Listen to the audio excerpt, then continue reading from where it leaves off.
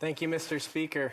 I want to start by saying thank you to the member for Yukon for his leadership in ensuring we have this conversation this evening. Such an important conversation to come back to the critical need for us to save lives in the midst of a poisoning crisis. When we talk about that crisis, I want to share that in Waterloo region alone in 2021, it's around 155 overdose poisoning deaths. As a baseline, to give you a sense, we had 145 deaths from COVID-19 in Waterloo region. And as many of you also know, it's on average now 19 deaths a day across the country. For those in this place that like talking about the economics of decisions that are made here, in 2017, we spent $6.4 billion on policing, courts, and correctional costs with respect to criminalized substances. And so tonight and often, I've heard many folks say that this should be a public health matter, not a criminal justice one. And I could not agree more. The good news for that, though, is we have advice for all parliamentarians on how to ensure that our legislation reflects that, because the fact is today that that's not true. It continues to be that we are criminalizing unregulated substances across the country. And so, to do that, I would encourage all parliamentarians to review the expert panel's advice from Health Canada on substance use. And this is why I'm so supportive of the member for Courtenay Alberni's private member's bill, because it is taking a roadmap from this third-party advice to move towards legislation that would do exactly that, that would treat this as a matter of public health. And because it's a crisis, which I think every speaker this evening has shared that view, we should move forward with the urgency it deserves. That's the reason why I'd encourage all parliamentarians to support this private member's bill. And specifically in doing so, that bill includes recommendations from the expert panel, including decriminalizing of simple possession of unregulated drugs, expunging or wiping clean the records of folks so that they don't have that discrimination throughout their lives, and for a national strategy that would include low barrier access to a safer supply. As we do that, I also want to point out the need, and it was mentioned again from the task force, the need to be talking about the social determinants of health, while we also directly need to address the poisoning crisis we are in.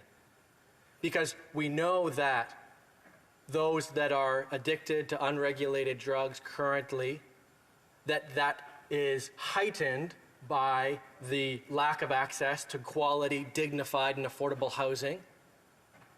It is heightened by the lack of truly universal health care across the country and the lack of proper income supports.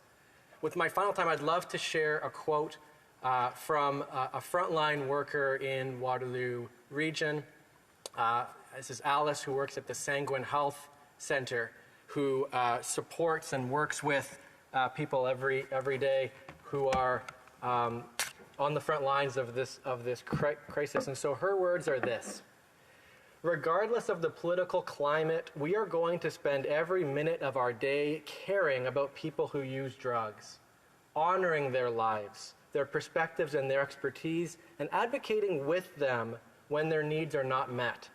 We will continue to build and create relationships that are based on mutual respect and love, and walk with people in their times of joy and in their times of heartbreak. We will remember each life that has been lost in preventable overdose deaths as the vibrant, complex, and beautiful spirits that they were, instead of cold statistics. And we will continue to refuse to accept the status quo, that people who use drugs are considered less important than other people in our communities. We will proudly declare to anyone who's listening, and many who aren't, that people who use drugs are a welcome part of our community, not people happening to our community, just as we have every day for many years. Thank you. Commentaire, questions and comments. L'honorable député de Sherbrooke. The honourable member for Sherbrooke. Thank you, Mr. Speaker, and I thank the colleague for his speech. He mentioned that a lot of money has been put in the justice system. We introduced legislation that, among other measures, will require police and prosecutors to consider non-criminal responses to some drug-related offences.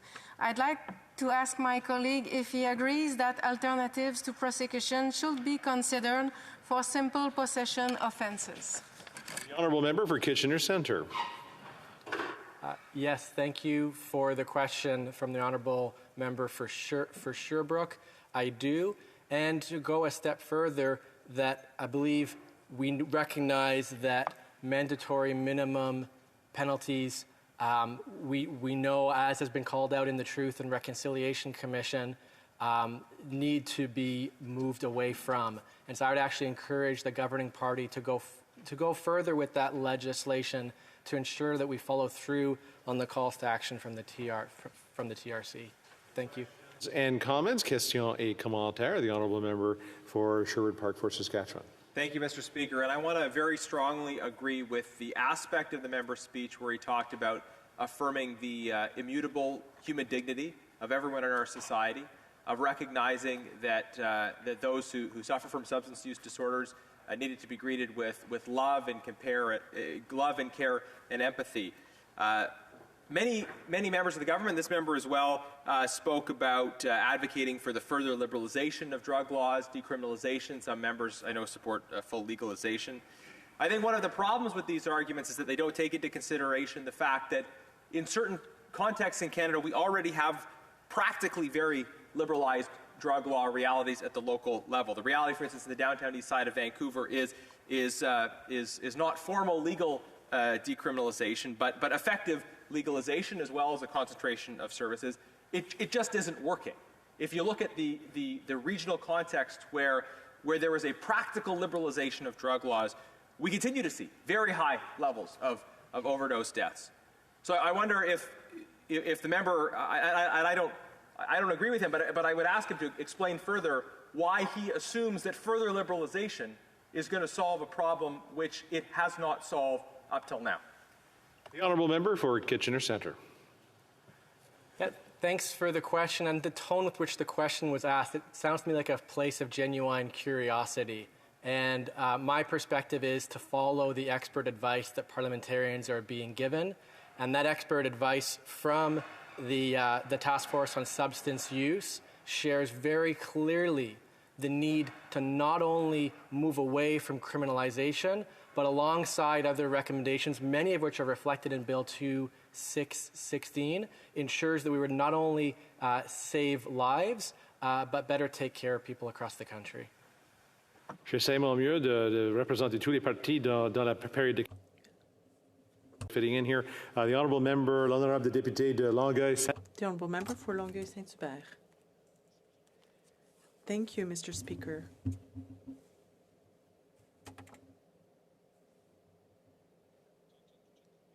Oh, your feed is cutting. I think it's your internet that's not working very well. You may restart your question. Can you hear me now? Yes? Yes, that's better. Great. Thank you very much. Thank you to my colleague.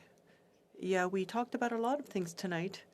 I retained 4 ideas.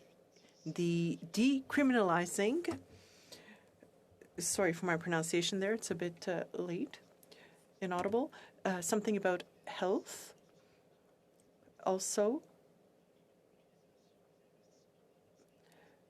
And also there needs to be more investments in housing. What are my colleagues' priorities? Thank you to my colleague for Longueuil-Saint-Hubert. My priority is the bill that is before us today, and that is Bill 216. That will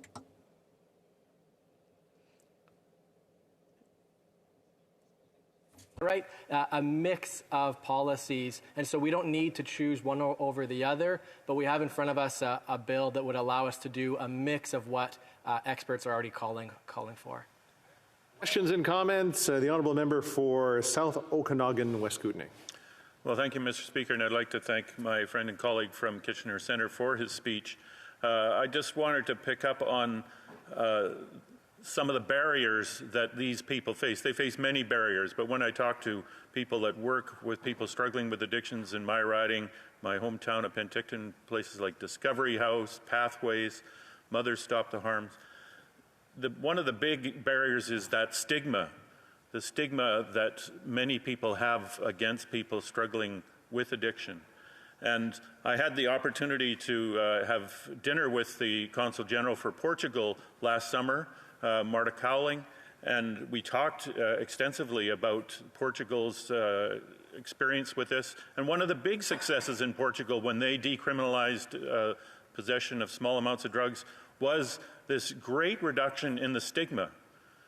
When we still have something that is criminalized here, these people are seen by many people as criminals, and they're not. They're people struggling with a medical condition, and I just wondered if my colleague could comment on that. 30 seconds for a short answer for the member for Kitchener Centre.